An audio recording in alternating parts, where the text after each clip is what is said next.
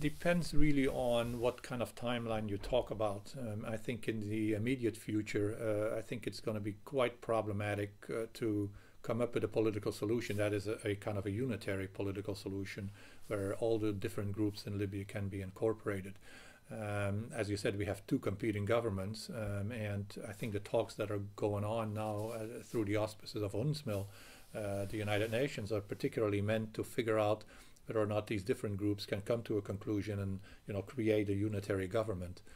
I think the way the dynamics are in the country right now, we're not really amenable yet for a unitary government.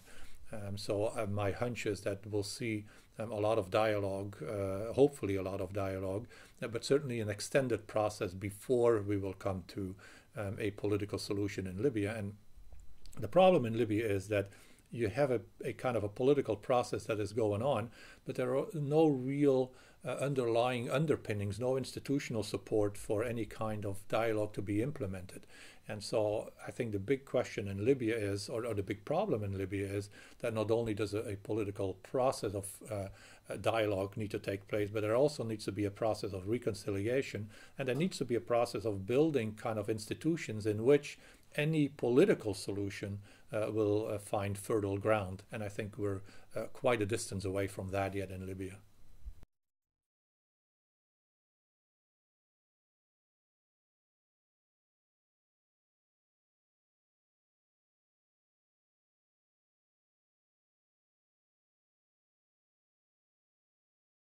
I mean, you put your finger on the problem.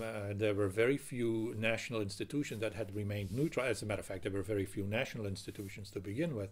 And, you know, the central bank, in a sense, was one of the crucial ones, because obviously that's where the money goes, and whoever controls the money, in a sense, controls politics in Libya. And that's the essential problem of Libya, that money has always been used in a kind of divide and rule policy, in a patronage system, to keep the country balanced.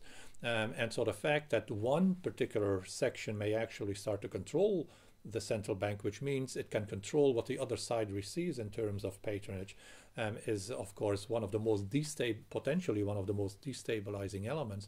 So if indeed one side would be willing to use its ability to control the central bank as a mechanism for denying money to the other side, that would really be a disastrous scenario, and probably lead, I think, to a very much perhaps even civil war. So far, the government has really deliberately tried to make sure that that doesn't happen, that in a sense the central bank remained neutral, that the central bank governor could then release enough money to both sides so that it wasn't used for political purposes. But if in that would happen, then we would really be in a very bad situation, I think, in Libya.